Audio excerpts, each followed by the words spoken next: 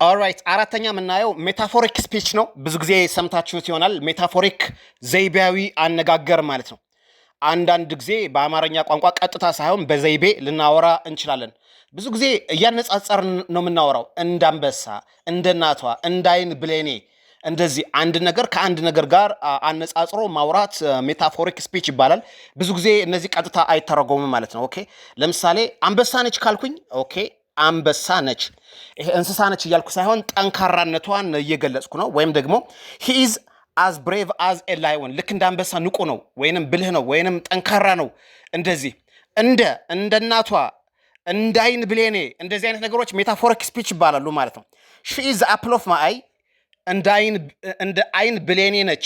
በጣም ነው ምሳሳላት ማለት ነው። ምክንያቱም የአይን ብሌናችንን በጣም ምንሳሳለት ነገር ነው። ኦኬ ስለዚህ እንደዚህ አይነት ለምሳሌ ታይም ኢዝ ኤ ቲፍ ጊዜ ሌባ ነው። አሁን ጊዜንና ከሌባ ጋር አነጻጽረን ምናምን ብዙ ነገር ይሰርቃል ጊዜ ለማለት ስንፈልግ ነው። ለምሳሌ ሌላ ሜታፎሪክ ስፒች ዩ አር ባርኪንግ አፕ ዘ ሮንግ ትሪ። ዩ አር ባርኪንግ አፕ ዘ ሮንግ ትሪ ይሄ ምን ማለት ነው? ዩ አር ሉኪንግ ፎር ኤ ሶሉሽን ኢን ዘ ሮንግ ፕሌስ። መፍትሄ እየፈለክ ያለኸው በተሳሳተ መንገድ ነው ለማለት በእንግሊዝኛ በሜታፎሪክ ዩ አር ባርኪንግ አፕ ዘ ሮንግ ትሪ ይሄንን ቀጥታ ብንተረጉመው እየጮህክ ያለኸው የተሳሳተ ዛፍ ላይ ነው። ነገር ግን ሊል የፈለገው መፍትሄ እየፈለክ ያለኸው በተሳሳተ መንገድ ነው። ሌላ ሜታፎሪክ ለምሳሌ ላይፍ ኢዝ ኖት ኤ ቤድ ኦፍ ሮዝስ።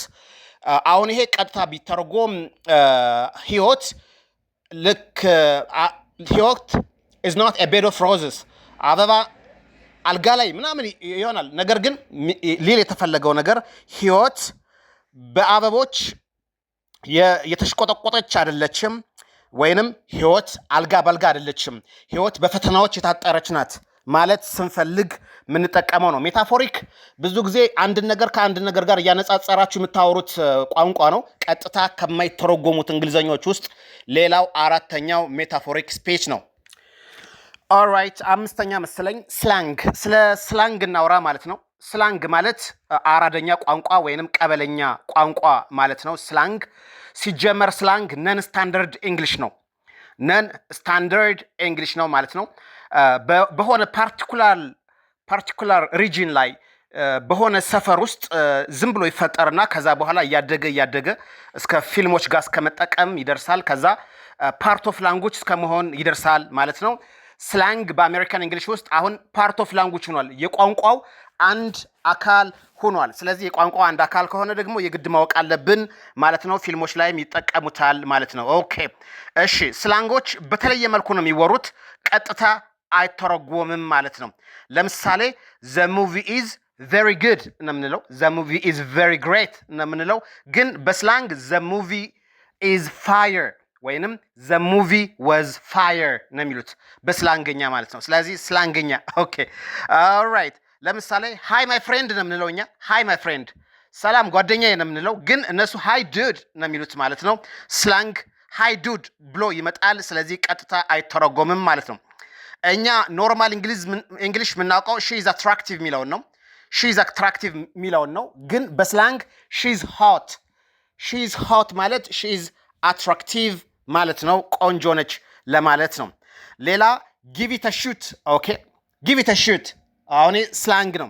አሁን እኛ ጊቭ ኢት አ ትራይ ነው የምንለው፣ ሞክረው ለማለት ጊቭ ኢት አ ትራይ ኦር ትራይት ነው የምንለው። ትራይት አኳርድ ይሆናል፣ አኳርድ እንግሊሽ ይሆንባቸዋል። ትራይት አትበሉ ኦኬ ባትሉ ይመረጣል። አኳርድ እንግሊሽ በነገራችን ላይ የማይባል አይደለም የሚባል ነው፣ ግን ማለት ነው ደካማ ቋንቋ ነው፣ ሀሳብን አይገልጽም ማለት ነው። ኦኬ ወይንም የማይመች ቋንቋ ሀሳብን ለመግለጽ አይመቻችሁም ማለት ነው። ኦኬ ስለዚህ ጊቭ ኢት አ ትራይ ስትሉ ነው ትክክል የሚሆነው። ጊቭ ኢት አ ትራይ ብትሉ ነው የሚመቸው ማለት ነው። ኦኬ ትራይት ከምትሉ ጊቭ ኢት አ ትራይ ስትሉ ነው የሚመቸው። ኦኬ በስላንግ ጊቭ ኢት አ ሹት ነው የሚሉት ማለት ነው። ጊቭ ኢት አ ሹት እንደዛ ነው የሚሆነው ማለት ነው። ኮንታክት ሚ ነው የምንለው እኛ በኖርማል፣ እነሱ ሂት ሚ አፕ ነው የሚሉት። ሂት ሚ አፕ ማለት ኮንታክት ሚ ማለት ነው። ሌላው እኛ ቬሪ ኮልድ ነው የምንለው፣ እነሱ በስላንግ ነው የሚያወሩት ማድ ብሪክስ። ኦኬ በስላንግ ወይንም በአራደኛ ቋንቋ ነው የሚያወሩት ማለት ነው። እኛ ዛትስ ቬሪ ኤክስፔንሲቭ ነው የምንለው፣ በጣም ውድ ነው። ዛትስ ቬሪ ኤክስፔንሲቭ። እነሱ ግን ምንድን ነው የሚሉት? ዛትስ ማድ ፕራይሲ አሁን እስካሁን ያየናቸው ስላንግ ናቸው። ስለዚህ አሁን የአማርኛ ቋንቋ ስላንጎች አሉ። ለምሳሌ ንካው፣ ላሽበል፣ የሆነ ተፋታኝ ምናምን እንደዚህ አይነት አራደኛ ቋንቋዎች አሉ ማለት ነው። ምንም እንኳን በአማርኛ ቋንቋ ህጋዊ እንትን ባይሰጣቸውም ማለት እውቅና ባይሰጣቸውም ግን አሁን ፊልሞች ላይ እያየነው ነው። እንዲያውም አንዱ የነገረኝን ስላንግን በተመለከተ ማለት ነው አራደኛ ቋንቋ አንዱ ፖሊስ ይመጣና የሆነን ሌባ ይይዘዋል ማለት ነው። ከዛ ፍርድ ቤት ይቀርባል። እስኪ የምትለው ነገር ካለ ተናገር ምናምን ወንጀሉን ፈጽመሃል አልፈጸምክም ተብሎ ሲጠየቅ ኧረ እኔ ምንም ማረፈው ነገር የለኝም የሆነ ቦታ ዱቅ ብዬ ውጩን እየሾፍኩ እያለ ዛባ መጣ ሲሉ ላመልጥ ስል ነው መጥቶ ጋም አለኝ። ከዛ ይዘው ይመጡ ምንም ማረፈው ነገር የለኝም ሕፃኑን አለ። ከዛ ዳኛው በጣም እንትን አለና ምን አይነት ቋንቋ ነው የሚያወራው? አማርኛ ነው አሉት። ይተርጎምና በሚቀጥለው ይዛችሁት ቀረበዋል ማለት ነው። ኦኬ። እና በጣም የሚገርም ነው። አማርኛም አይመስልም አንዳንዴ ማለት ነው። ስለዚህ ስላንግ ቀጥታ አይተረጎምም ማለት ነው። ሌላው እንግዲህ ፊገራቲቭ ስፒች ነው። ከሜታፎሪክ ስፒች ጋር የተመሳሰለ ነገር ስላለው እሱም ቀጥታ አይተረጎምም ማለት ነው። ስለዚህ ያየናቸው ትምህርቶች እነዚህ አይነት ነገሮች ቀጥታ ለመተርጎም አትልፉ፣ አይተረጎምም ማለት ነው። በጣም ልዩ ትምህርት እንዳገኛችሁ ተስፋ አድርጋለሁ ማለት ነው። ቴንኪው ባይ ባይ።